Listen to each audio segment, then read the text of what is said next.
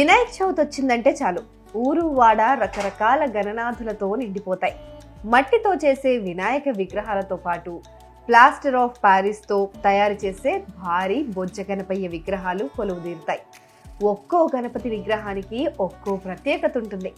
అయితే మండపాల్లో ఏర్పాటు చేసే వినాయక విగ్రహాలు దాదాపుగా భారీ సైజులోనే ఉంటాయి. ఆఖరికి మనం ఇంట్లో ప్రతిష్ఠించే మట్టి గణపతి విగ్రహం కూడా కనీసం 10 సెంటీమీటర్ల ఎత్తైనా ఉంటుంది. కానీ 2 సెంటీమీటర్ల గణపయ్యని మీరు ఎప్పుడైనా ప్రతిష్ఠించారా? అసలు 2 సెంటీమీటర్ల గణపతి ప్రతిమను ఎప్పుడైనా చూసారా? అయితే ఈ చార్కోల్ గణపతిని చూడండి. అబ్బా, భలే ఉన్నాడు కదూ!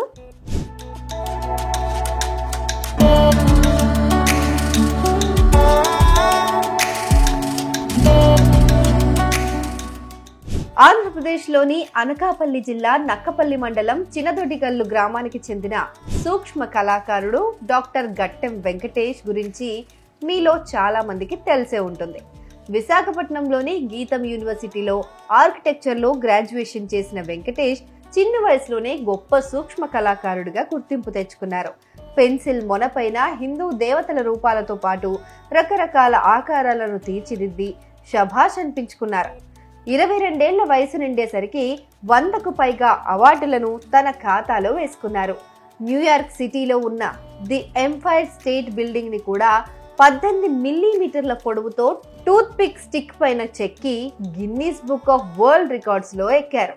19 ఏళ్లకే Venkatesh Guinness Book of World Records లోకి ఎక్కడం మరో విశేషం.